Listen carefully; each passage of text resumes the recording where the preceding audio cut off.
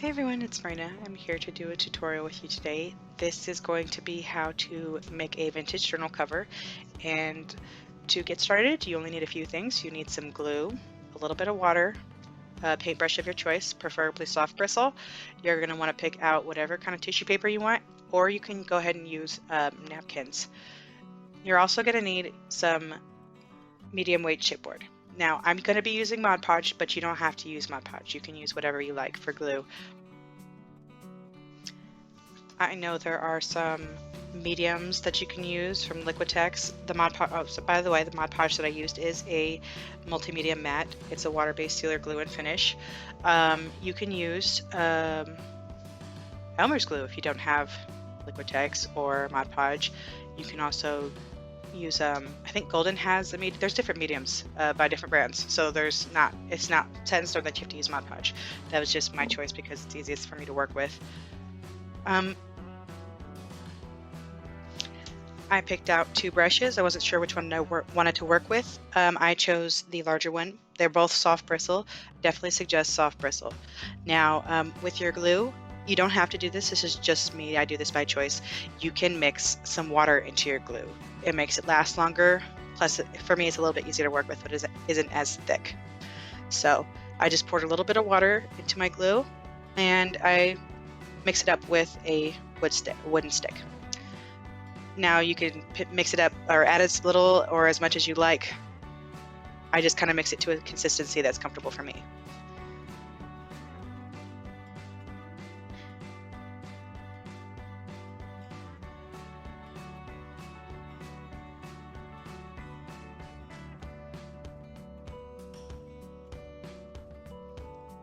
Now when you pick your tissue paper or your napkin, whatever you decided to use, you go ahead and you're going to want to make sure you got large enough for both sides.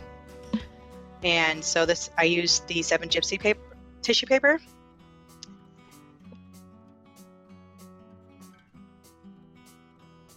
I really like it. It's got a French theme. It's very pretty.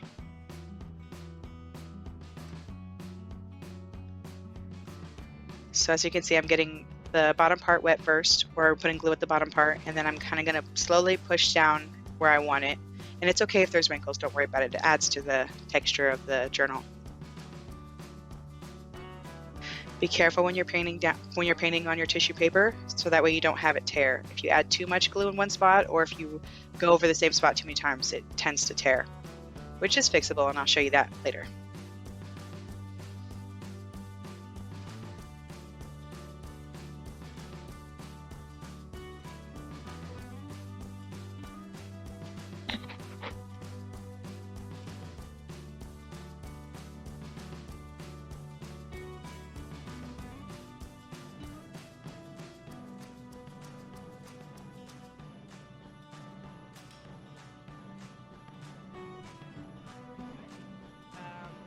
That's easily fixable. I just tore off an extra piece of tissue paper from the side when I was finished and just put it over it.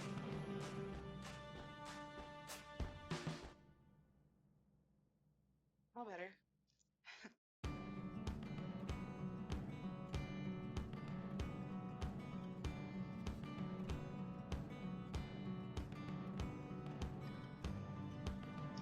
Now while I'm waiting for this to dry, you can either let it air dry or you can go ahead and use a heat tool like I'm going to do. I don't soak my brush in water. I just kind of dipped it in the water and set it aside in a wet paper towel or a damp paper towel. You can also use wet wipes or baby wipes.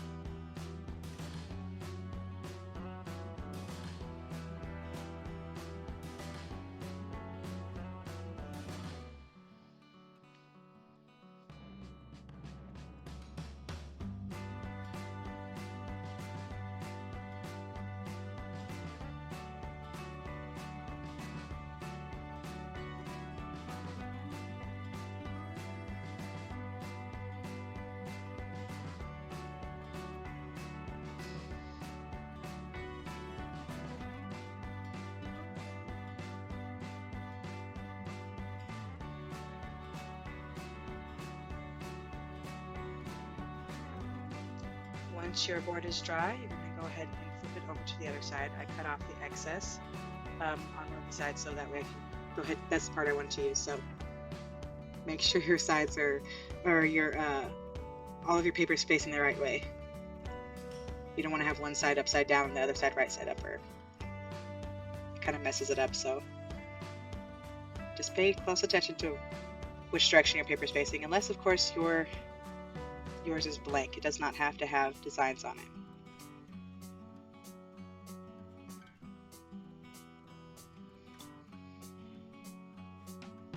Same thing as before. I'm just going to get it wet underneath first with some glue and then go over the top.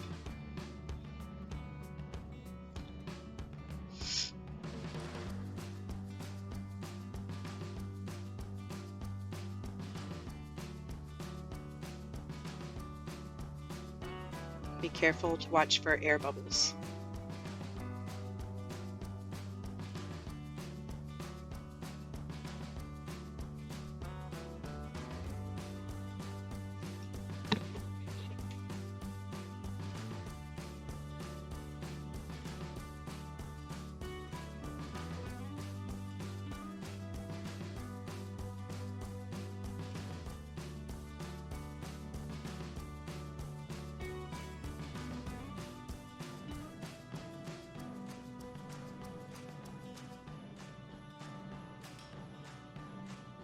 I'm just going to go ahead and dry this side too.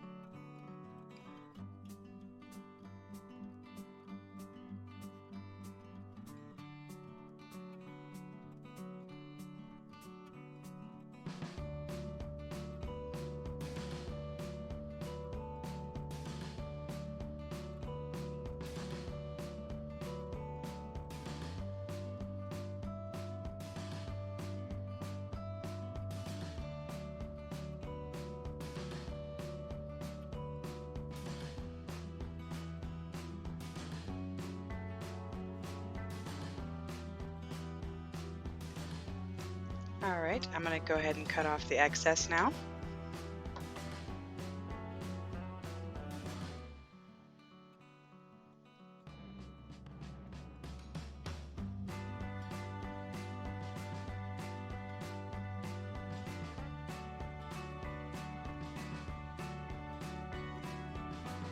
If you have some extras like I do, you can go ahead and use them on tags or extra journal embellishments.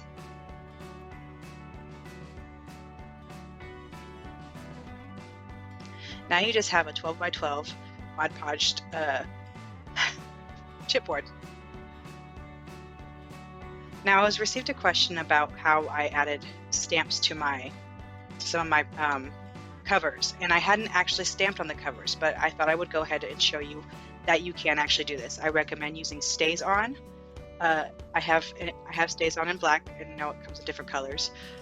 And so I just picked out a stamp that I liked and went ahead and did a little bit of stamping to add a little bit of extra to my journal cover. Now you can do the entire journal cover this way. You could add the stamps before or after you put them on, but I like to add them after just in case I have any tears from the tissue paper. And the Stays On really stays on, so you don't have to worry about it smudging or anything like that.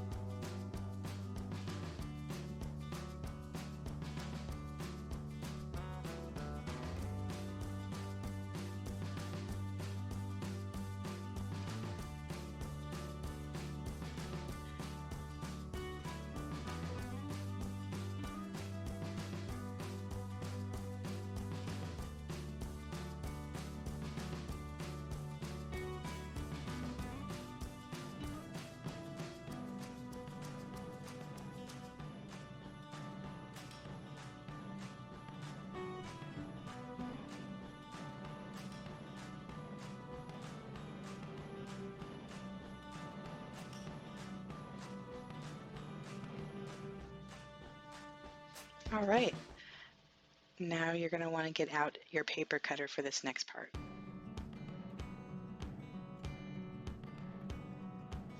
So what I'm going to show you is how to make two different ones with the journal cover. This journal is intended to be a 6x4. So once you cut it in half, you'll have two 6x12s. And so you're gonna cut all the way through once you cut it in half. And then once you start, I'm gonna show you how to do a wraparound, and then I'm gonna show you how to do a regular 6x4. So remember, it's very important with this, you flip it upside down, and the first measurement you're gonna do this at is 4. And remember, do not cut all the way through. The next measurement is 5.5. And you're gonna go over it lightly with your paper cutter. I'm gonna go ahead and write this down so I don't forget.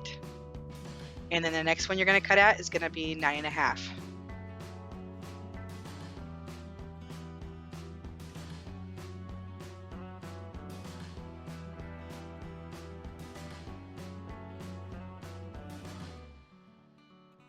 And then you're gonna cut at 11. This will give you your wraparound journal cover.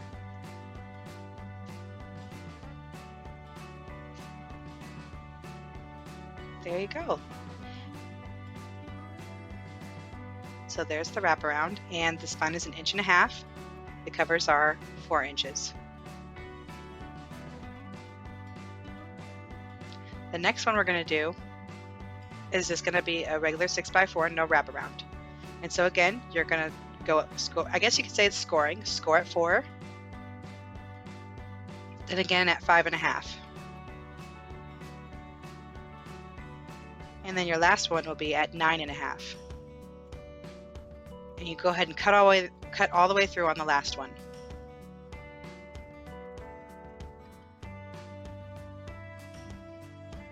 Now you have a regular 6x4 journal cover. And I will have these measurements in the description box below if you have any questions. And these corners, I'm going to go ahead and round with a corner chomper.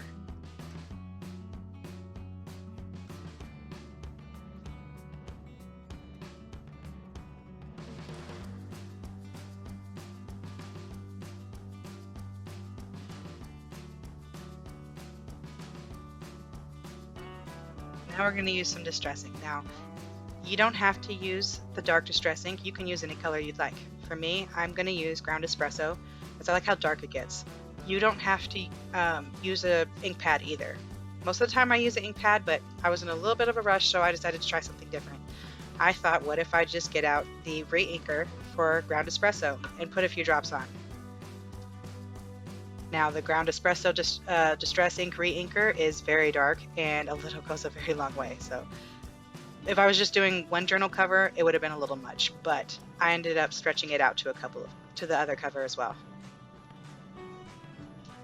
It makes distressing a lot easier.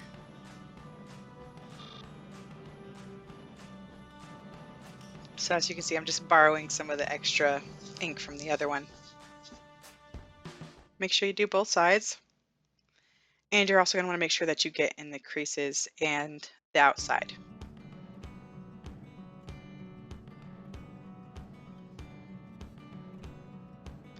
And it's okay if you don't get it right the first time when you're cutting. It took me a couple times to get it right.